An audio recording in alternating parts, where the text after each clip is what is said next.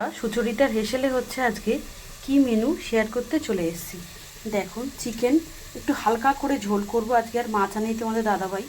দেখো চিকেনটাকে ধুয়ে কালকে রাত্রেই এনেছিল, নুন হলুদ একটু লেবু রস মাখিয়ে ফ্রিজে রেখে দিয়েছিলাম।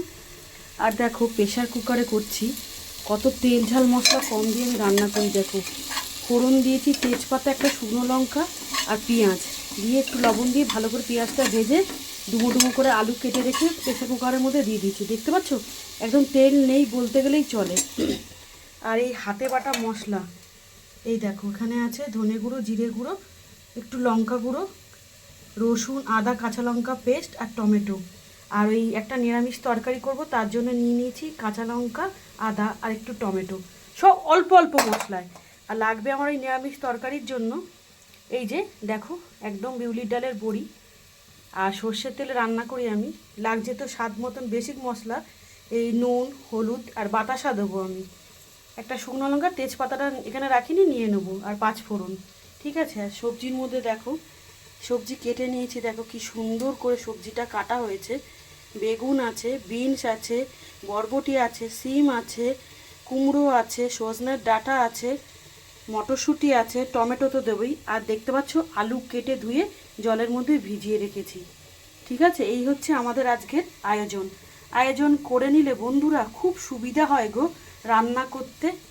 আর যারা তরকারিতে মিষ্টি খাও না তারা মিষ্টিটা অ্যাভয়েড করবে। আমরা একটু খাই, কালারটাও ভালো হয় আর খেতেও খুব টেস্টি হয়। আর সবজি খাওয়াটা তো গুরুত্বপূর্ণ, শরীর স্বাস্থ্যকে ভালো রাখতে হলে বন্ধুরা সবজি খেতেই হবে। আর চিকেন তো এই প্রেশার কুকারে আমি বসিয়ে দিচ্ছি, দেখতে পাচ্ছ বন্ধুরা তেল নেই, এতে কিন্তু দুর্দান্ত স্বাদ হবে। এইভাবে আমরা এখন খাই, হালকা তেল ঝাল মশলা। আর এই চিকেনের মধ্যে কিন্তু আমি কোনো শস্য জাতীয় জিনিস ফোড়ন দিইনি। ফোড়নের মধ্যে একটুখানি তেজপাতা, শুকনো লঙ্কা আর পেঁয়াজ। ঠিক আছে, এই মশলাটা এবার দিয়ে দেবো। আগে দেবো চিকেনটা, চিকেনটা দিয়ে ভালো করে না মিশিয়ে নেবো। এই দেখো চিকেনটা দিয়ে দিলাম, দিয়ে কুকারে ভালো করে এইভাবে মিশাতে থাকবো ভালো করে। একটু জলটা বেরিয়ে যাবে, তারপরে এই মশলাটা দেবো। দেখো বন্ধুরা চিকেনটা ভালো করে আমি কষিয়ে নিয়েছি, পেঁয়াজ আলু তেজপাতা শুকনো লঙ্কা একটু হলুদ লবণ দিয়ে।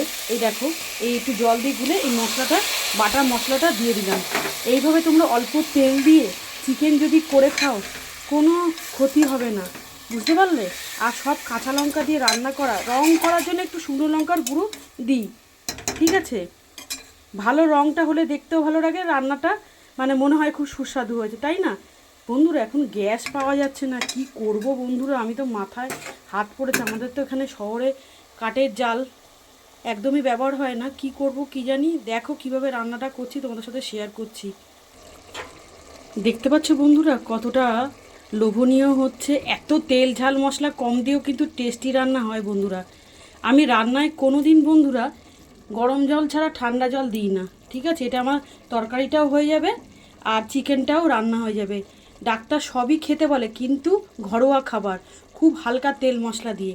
এটা গরম জল দিয়ে নামিয়ে এই শাহি গরম মশলাটা উপর থেকে দিয়ে দেবো, দারুণ হয়। আমার বরবরে একদম খাসির মাংসর গন্ধ বেরোয়।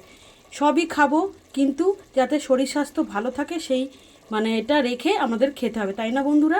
একটু মানিয়ে নিও, আমি এক হাতে ভিডিও করি, এক হাতে সংসারের কাজ করি, কত কষ্ট হয় ভিডিও করতে জানো তো বন্ধুরা। তাহলে যারা ফেসবুক থেকে দেখছো আমার রেসিপিগুলো কেমন লাগে কমেন্ট করে জানাবে, একটু লাইক কমেন্ট করবে। যারা ইউটিউব থেকে দেখছো রেসিপিগুলো দেখো, তোমরাও রান্না শিখতে পারবে। চ্যানেলটিকে সাবস্ক্রাইব করলে আমি নতুন নতুন ভিডিও পোস্ট করতে উৎসাহিত হব। দেখা হবে অন্য কোনো রেসিপি নিয়ে অন্য কোনো ভিডিওতে, আবার অন্য কোনো ভিডিওতে তরকারিটা দেখিয়ে দেবো তোমাদের। ঠিক আছে, আর তোমরা তো জানোই কীভাবে রান্না করতে হয়, নতুন করে দেখালাম না, আয়োজনটা দেখালাম আর একটু ছোট্ট করে ভিডিও করে দেখালাম যে আমি কীভাবে চিকেনটা হালকা পাতলা ঝোল করছি। ঠিক আছে, লাভ ইউ অল, টাটা। সবাই ভালো থেকো, সুস্থ থেকো। আর যারা সম্পূর্ণ ভিডিও দেখে কমেন্ট করো তাদেরকে আমার অন্তর থেকে অনেক ভালোবাসা।